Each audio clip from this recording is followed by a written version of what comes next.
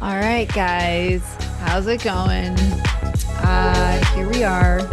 It is still January of 2025. I am actually recording this on Inauguration Day, January 20th. And boy, oh boy, has it been a month.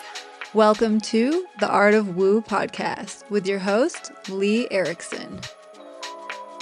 2025. So my intentions here today are to do a 2025 high level overview between the astrological viewpoint and just from my own viewpoint as a human in this human experience and just navigating this, insanity alongside you. I don't mean to laugh because obviously there are a lot of extremes happening. That is obvious to all of us. Where to begin? So we had where I left off in my last episode. I was just doing a overview astrologically of January, the month. And, oddly enough, I was talking about the heat and the intensity of Mars retrograde and how uncomfortable it is in the sign of Cancer. It was opposite of Pluto on January 3rd. That was actually the day that I recorded that. I mentioned how just intense things already were 3 days into the month of January. 3 days. And we had already had just these wild, insane acts of violence, all kind of also, oddly enough, having to do with, well, not all of them, but one of them having to do with fire and explosion, the Tesla truck. And then little did I know that days later, we would be facing these horrific, unprecedented, like, how many times have you heard this word unprecedented in the last 4 or 5 years since 2020? It's like the word of the decade, maybe. I don't know. Because, yes, we are in quite literally the most intense times clearly of our lifetimes, obviously my lifetime. I mean, I'm in my 30s and, I haven't been here that long, but clearly this is just insane, right? And, even you talk to older generations who have been through wars and also, equally horrific times and unprecedented at that moment in time. But I don't know. It just feels like we're on a whole nother level right now. So let's get into that. So, yes, the LA fires, I kind of talked about this a little bit in my last video.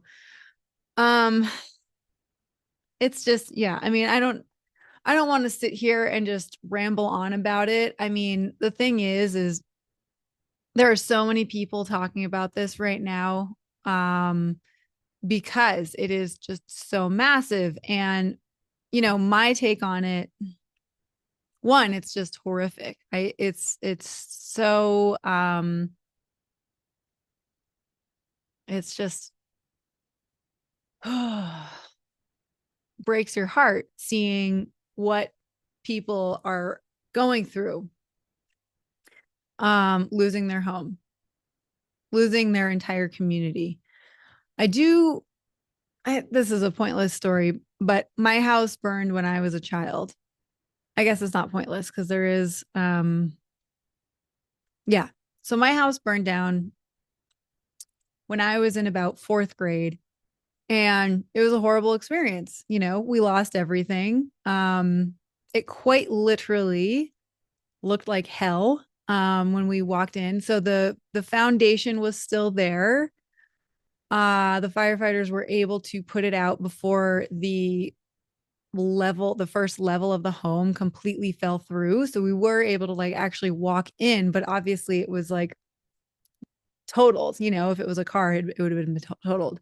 But the foundation was still there. So we were able to walk in, and I just remember like all of the like our kitchen appliances and everything were just melted, and it was just like it was the trippiest thing because they had just like oozed and like dripped down. It was the weird. I will never forget the image that I had in my head, and it felt like we were in literal hell. Like everything was just covered in black or smoke or just gone, turned to dust. Um, it was horrific. So the only reason why I'm bringing that up in regards to the LA fires was there was this beautiful moment that came from that experience, and that was community. So long story short, I had a single dad growing up, two older brothers.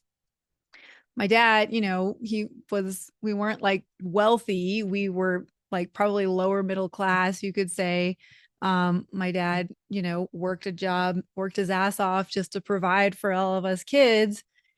And so when it came time for this crazy experience where my house burnt down, you know, he got insurance money, but he also is like super frugal, but also very handy himself. And he's like this incredible carpenter. I don't know why he just wasn't a carpenter, probably because, you know, chasing money and was thought that, you know, working a computer job 9 to 5 was maybe more reliable or whatever.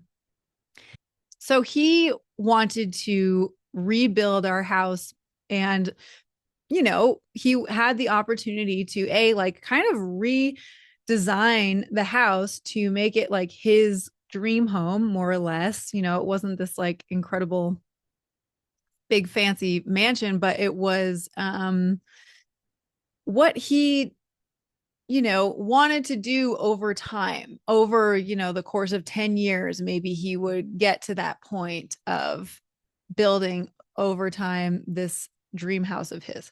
So he designed like the blueprint or whatever for the house. But the biggest takeaway was like our community came together like no other to support us. And it was the most beautiful thing. And, you know, family, friends, family, like I'll never forget, you know, we had our chimney was still standing, and my brothers and their buddies from their hockey team came over, and we all had kind of like a party more or less, and we were like knocking the chimney down, and it was just like crazy, this wild time. So my point here in making the connection with these LA fires, like I've talked about this so much, I feel like a broken record, but we are now in Aquarius season. And not only that, but also Pluto has entered Aquarius, right? And so we're already seeing the intensity of what this kind of looks like, this Pluto and Aquarius dynamic. Pluto is here to fuck shit up, but it's also here to transform us. And again, with the theme of Aquarius, Aquarius is all about community, we the people, the collective coming together. And with that combination of Pluto, it's all about rebuilding. And I've said this so many times, and I'm again sorry, but like with these LA fires, we are seeing some beautiful moments come out of this, of the community coming together. And you know, I'm not going to sit here and just like rag on the government because I find myself doing that a lot. But how obvious is it that the government was not there to come save everybody? And don't get me wrong, the firefighters, like they're working their asses off every day. I'm not talking about them. They're incredible. I mean, clearly we are seeing that. Like can't the Canadian teams coming in from Mexico. It's like we don't even deserve you guys, but thank you. Like it is just I've cried so many times watching footage from these fires, between the devastation and loss that these people have faced, but more so like almost in this like beautiful moment of again, people just coming together, and they're not worried about what this, their neighbors' politics are, or these people coming from across town who maybe weren't as affected, who are coming to help others. They're not caring about all of these, again, these labels. And I talked a lot about this in the Pisces and in North Node, Virgo South Node shift that we just experienced on 111. But we're not paying attention to these labels and these boxes that keep us separate and divided. In times of crisis like this, none of that matters, because what really matters is us coming together as a community, because clearly that's all that we can rely on when it comes down to it. And we saw the same thing in the Asheville hurricane, the same thing. There were absolutely heartbreaking but beautiful footage of the community, the people coming together and just, sharing their generators, or like digging out people, like what the most horrendous, crazy, almost like apocalyptic shit you can imagine. And we're here for each other. And that is this Pluto in Aquarius energy. And not only that, now that the sun has just entered Aquarius yesterday, we are getting even more of that, like fuel to the fire, more or less, no pun intended, of that Plutonian energy. So, again, I feel like I'm a broken record on this case, but I can't stress it enough. Like in these really intense times, and I hate to break it to everybody, but I don't think it's going to slow down. I think anyone, even like a non-astrologer, can tell you that things are just picking up more and more and more and more. So there's another thing that I wanted to mention and bring up, a point where this is also, okay, how do I transition this? There's another massive crisis, you could say, that also just went down in the last couple of days. I think it was maybe like the 18th or something. And my old community, where I used to live for 10 something years, in Moss Landing, California, again, up the coast, it's Central Coast, Monterey County, more or less, right around there, we have a massive fire at a power plant for lithium batteries. Okay, first of all, how the timing of this is just insane. Like, how are we still just recover? We're not even like done with these LA fires. And then, of course, like this, I'm having insane flashbacks of 2020, the year I was pregnant. And again, the whole state of California felt like it was literally on fire. It was some of the most terrifying times of my life. It was wild. So it just kind of eerily feels like it's like, how 2020 was probably the most intense year, I'd say, personally, for me at least, out of the last 4 years. It almost feels like 2025 might be another version of this. And I'm not saying like, oh, I think there's a pandemic coming. I don't think that necessarily. I just feel like the energetic intensity is upon us. And that's why I'm here. And that's why I'm kind of sharing my perspective here. And I'm not at all, please don't ever get me wrong, I don't ever want to fearmonger. I don't ever want to sit here and sound the alarm to, oh my God, let's like go run and hide or whatever. That's never my intention, because fear is what takes away our power. And if there's one thing we're supposed to be learning right now, especially right now, is that we are more powerful than we were thought to think. More on that later. So, anyways, a huge fire of this power plant has broken out. It's a lithium battery power plant. And probably nobody's really heard about this because, again, the LA fires have taken up so much of the media, rightfully so.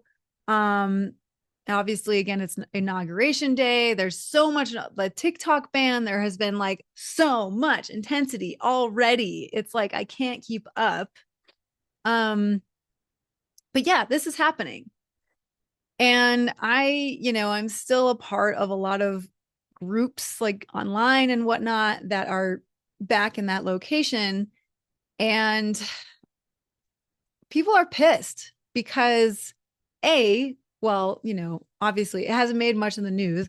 B, this is huge, but they're checking their AQI air quality reports and it's saying that it's good or fair or fine. And everybody, the governmental overseers, the EPA, I believe, is telling everybody in this entire community, even the towns north of Moss Landing, which is where I lived in Santa Cruz County, they're telling everybody that it's fine to be outside. They advise you to stay inside if you can, but if you have to, it's like, it's fine.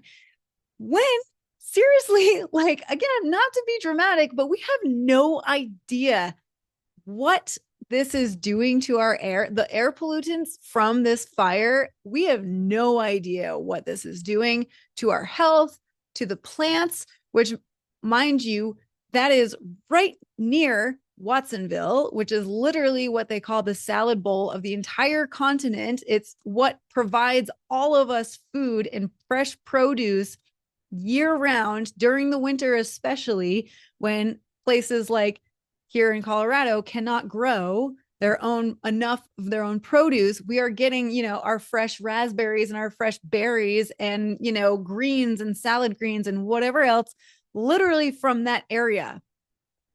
And we have an insane power plant, lithium battery, fire explosion, smoke, air pollutants that are right there. So I'm just going to let you know, I'm not like, again, trying to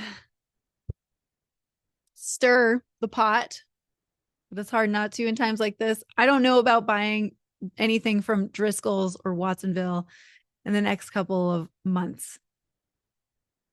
So here's the point I wanted to make with this. There's so much speculation online about how these LA fires started. And there's a lot of people who feel as though they were not necessarily all of them were natural. I'm not going to sit here and try to like go down the rabbit hole. Regardless, obviously that is, well, it is important to know how it did start. But again, the big takeaway is that I'm sorry, but like these big guys up there that want to say that they're in control and they've got our backs, aka insurance and whatever else, government, et cetera, et cetera, et cetera, et cetera. They don't give a shit. They do not have our backs. And again, I keep coming back to this. It's all about the community. And, obviously I'm well aware that in times like these insane, devastating natural disasters, what do we do? Like, what do we do? We can't necessarily prevent them if we don't know they're coming. But again, the community is key. I'm just going to leave it there. The community is key. It's extremely important. I believe where I'm coming from, this is my perspective again. And I never want to come off where I feel like, oh, I have all the answers. I know I know everything that's going on. Again, I'm sharing my opinion because I think this is what is ultimately expanding our consciousness. Okay, so back to the point I was making with the Moss Landing fires. So this morning, again, like I said, it's inauguration day. I saw somebody who, was watching the inauguration live. I stopped by their house super quick and, they're freaking out, of course. Like a lot of people are terrified of Trump taking office, rightfully so. I totally understand. I see where you're coming from on so many levels. But the first thing this person says to me is he's going to take away the entire Green New Deal. He's going to cancel all of these electric car, like maybe benefits, I think. And again, I don't quote me on this because this is hearsay. I don't know if that's actually true. But if it is, it's like, okay, that does suck. I do understand that these electric cars are beneficial to our air. I totally understand that. They are ultimately a leap forward. It does feel like from gasoline and oil and drilling. However, when you think about this fire in Moss Landing, which again, can I just also remind you that if you aren't aware, Monterey County, where this is located, and it is like right on the coast, is literally one of the most densely populated marine life parts of the entire California coastline. And it's a protected, beautiful, beautiful area that has whales. It's got like literally everything. I mean, obviously they're traveling around the ocean, but they all flock there because it's a protected marine sanctuary. But somehow we have this massive, and it's the biggest one in the entire country. We have a massive lithium battery power plant right there that is on fire. Oh, and another thing is you literally cannot fight these fires. You can't fight them. Like they have to just burn out themselves. And it's the biggest power plant of this type in the country. It's going to take forever for this thing to be done burning. I would be losing my mind if I was there right now. I don't know. My heart goes out to these people. We need to stand up for what is right. And apparently they're proposing a few more power plants to even be built in the next, few years. So I signed a petition to halt that. Personally, I don't know why they are choosing to build these plants so close to the coastline out of all places. There's plenty of places that are just dry, barren, dead land that they could build these things that would be a lot less harmful. And granted, every ecosystem is precious, but my God, do you have to do it next to the otters and the whales and the dolphins, like, and the seabirds and everything that is so concentrated there? Okay, I'm going to stop ranting. But my point is that, oh, this is just so wild. This is such wild times we're in. I feel like I'm yelling into this microphone and I apologize. I'm just like really obviously I'm a human being and I'm in it with you guys alongside of you here. And yeah, I'm going for it. So yeah, my point on that is clearly there's like no perfect right or wrong way to, well, have access to energy that we know of as of now. But Pluto and Aquarius, I swear to God, it's like, this is just another example of how we are being forced to innovate. Aquarius loves innovation and new ways of living. It goes against the status quo. It challenges old systems and structures. And like, can you think of a more appropriate just like timing of all of this? So it's, we would just be going along with everything and comfortably if these things weren't happening, right? Like we wouldn't make change unless it was uncomfortable. Okay. The last point, as far as like current events, actually, it might not be the last, but another point that, oh, okay. And I was going to talk about the TikTok ban because how can you not? That one is just like hilarious. It's so interesting. I personally I'd never had a TikTok account, but I and this is everything is so controversial these days. It's so hard to like talk into a microphone about my opinion and not expect to again stir the pot. But if you want my plain and simple opinion with that, I mean, I think it's literally just another freedom of speech. And yeah, there's people on the other side who are like, oh, but the data, we don't know what they're doing with our data. The fuck? Have you seen Meta Zuck? Did anybody watch that interview with Joe Rogan? The 3 hour or something interview with Mark Zuckerberg? Yeah, that dude, he's trying so hard to redeem himself, but or his PR team is really, really trying to come back and make up for the damage that he did. But all I'm saying is the TikTok thing, hysteria about the data. It's like, dude, we're literally doing it on our own soil. Like, how is that a threat? And from what I've gathered from other people who do use TikTok, the thing is it's widespread information that's like global because obviously it is a Chinese company. Or I think it's Chinese. Don't quote me on that.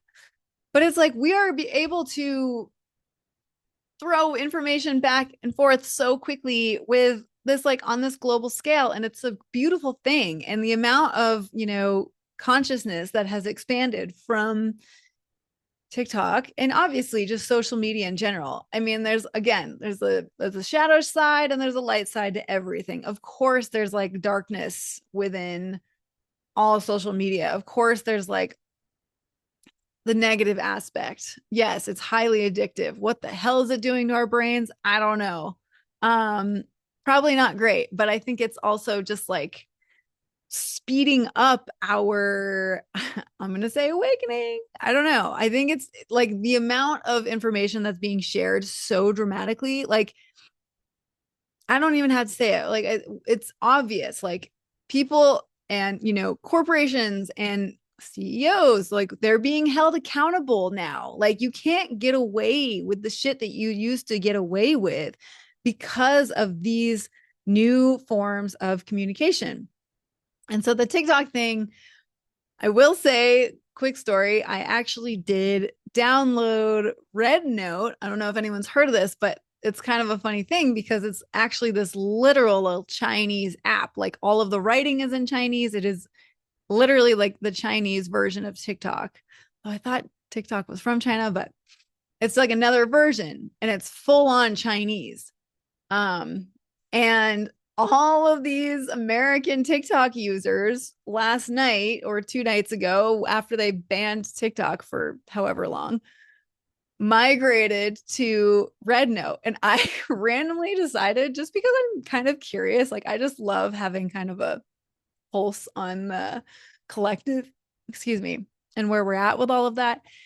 And I downloaded it and it was like the most, like there was some really emotional things, like people, a large message that I kind of gathered from it was that people, really have realized that we're always told that, China or Russia or whatever, they're like these evil players and like, oh, it's like so scary and bad over there and like we need to like fear them because they're like the opposite of us and like we need to be like at odds with China and whatever, when really it's like we're all human beings, we're all in this wild experience together, and that is what we have all kind of as a collective, I think, gotten from this whole TikTok ban experience. Because there was like a woman that was like an American woman and she was like crying about it. She was so emotional. She's like,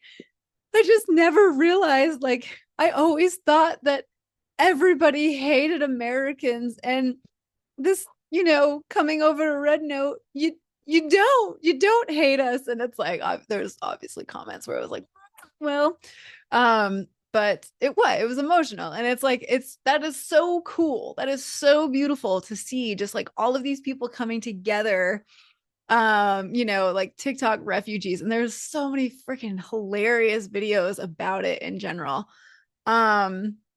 But that's just like how we grow when we can communicate and just like exchange opinions and information and like open our perspective rather than this like, tunnel vision view of the world. Like that is literally how we grow.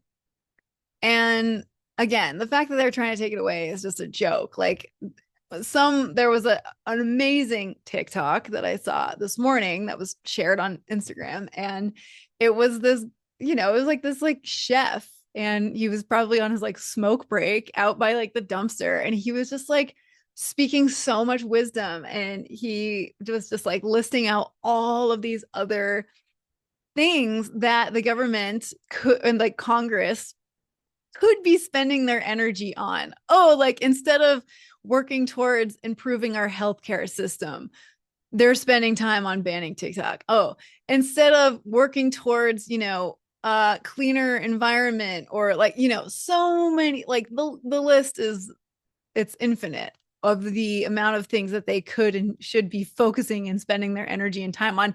And also not only that, but he made the point of like, the things that you debate and that you try to complete, that you try the bans or whatever the like amendments or whatever they are. God, I'm like really making myself sound really intelligent right now. But instead they decide to put their energy towards banning TikTok because that's the big threat. And it's just such a freaking joke.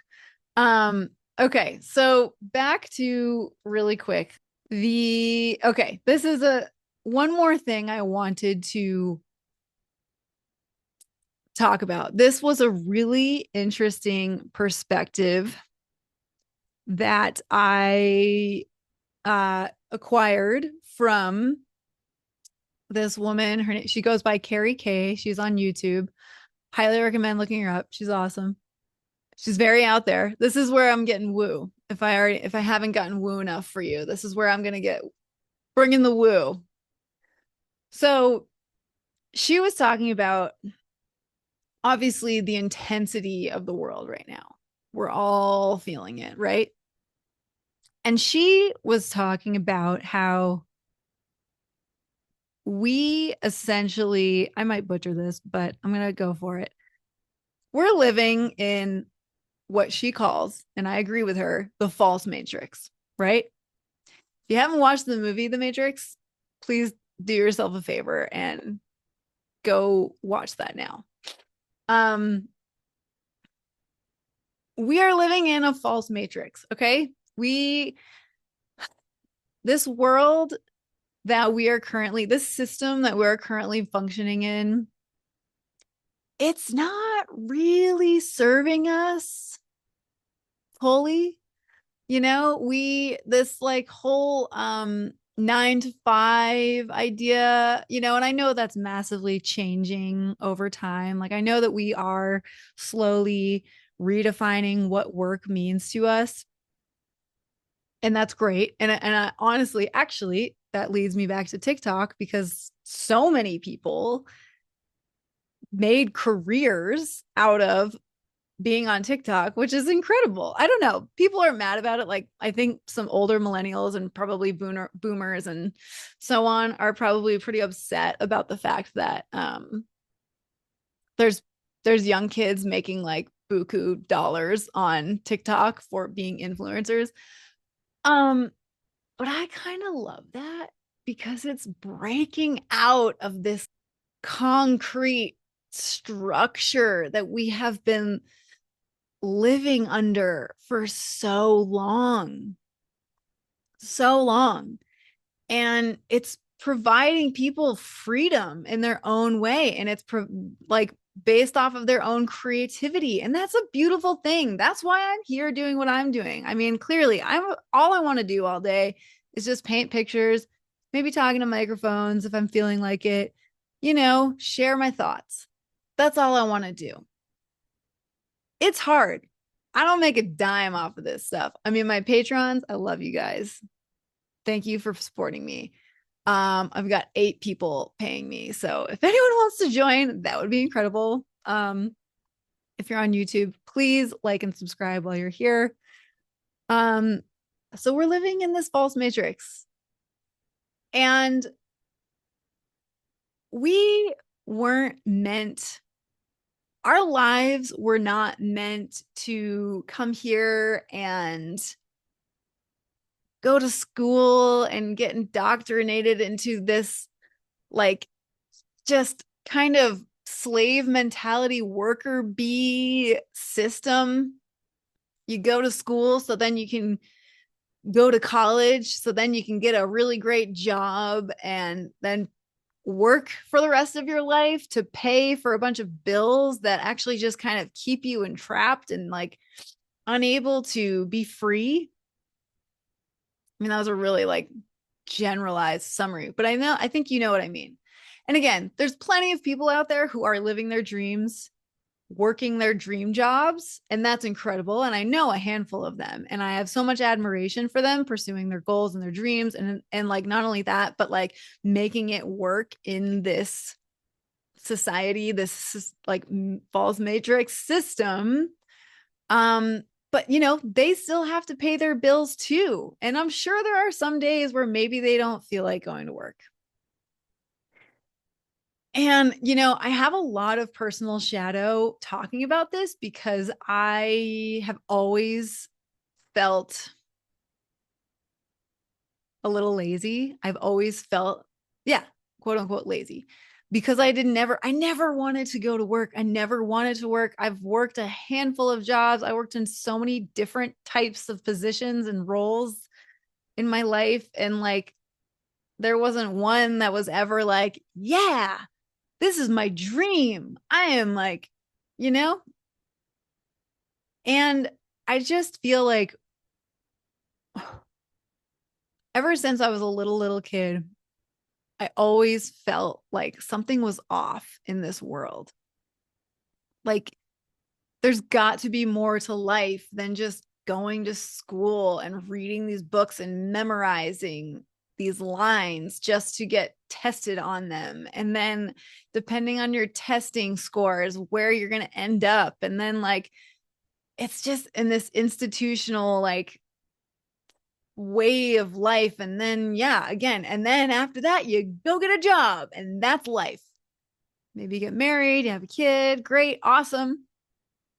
It's just even more pressure for the job and making money. I think we're all feeling that right now.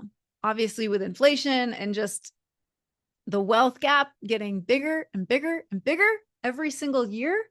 It's just insane. So I'm pretty sure yeah, I call that the false matrix. This current kind of system, the structure of society.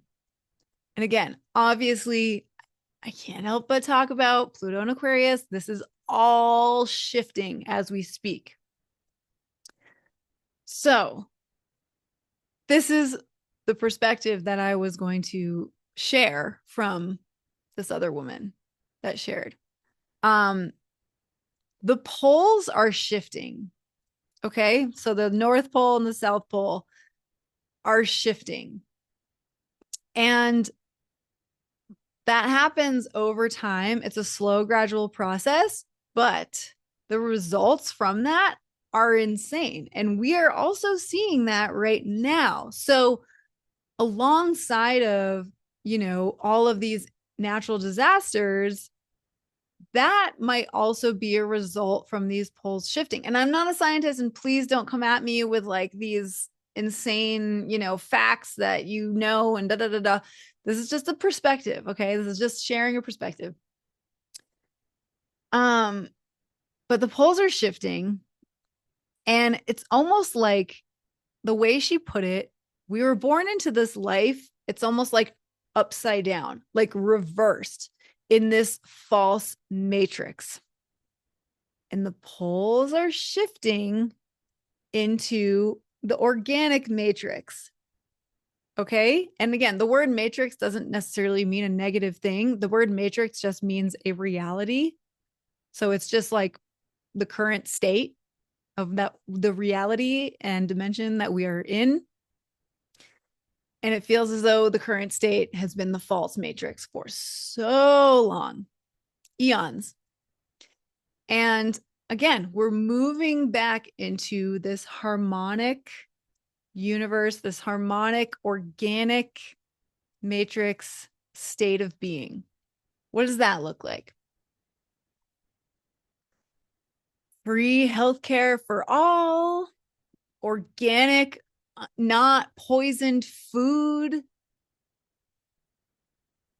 equality for everyone, the choice to simply pursue your passions in life because you're following your heart and you're not working to the ground and having to fulfill the pressure of paying bills and living in survival mode. Instead of survival mode, we're shifting into thriving mode. And I truly believe that this is happening, even though, on the news, it's literally feels like the world is fucking crumbling, because it is. The false matrix is crumbling. And I don't know. This just made so much sense to me. And I've kind of been this kind of perspective has been one of mine as well. I mean, the way she put it with the polls was like a very interesting description. And again, don't get me wrong. I'm not at all denying climate change in the sense of like, oh, like these natural disasters are happening because the poles are shifting. I do think like 1000% we need to treat the planet better. I mean, that's so obvious. The way that we treat this planet is like horrific. And again, false matrix.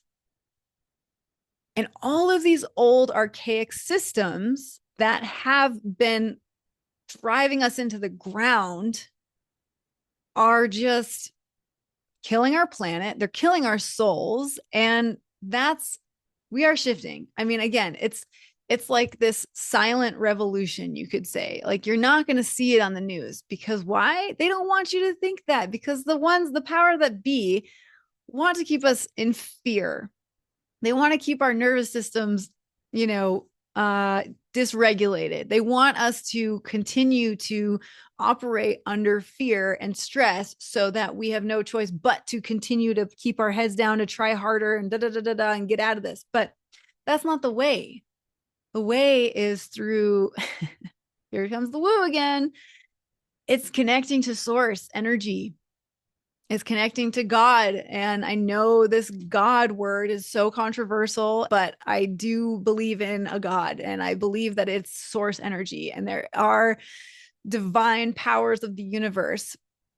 And it's like so crazy to think about this, because it's like, why would this source energy allow all these things to happen? Well, oh, it's a lot. It's so much. There's light and dark. I mean, I guess that's one way to kind of summarize it. There's light and dark. And the dark has been in control and winning for so long. But because us humans are actually raising our consciousness, again, I truly feel like it's because of the internet. I mean, that's one reason. We're waking up, and we're kind of waking up out of this like hypnotism of like this false matrix. And we're slowly like getting in tune with our hearts, and we're letting our hearts lead the way. And we're coming together as a community. And we're not letting these narratives from above, and not like source, but like, again, the media and like the powers that be or were, because I think they're losing, to be honest. We just need to come together, because there's way more of us than there are of them. Way more. And as soon as we start to really realize that, that's when change can really rapidly shift. Okay, so end of that rant. I hope I don't like lose any. Well, whatever. I was gonna say I don't like lose any followers for really speaking my opinions and truth. But again, I'm not my truth. Okay, it's not the truth, Perhaps it is, but that's the biggest thing. In this wild time that we're in, there's so much information happening.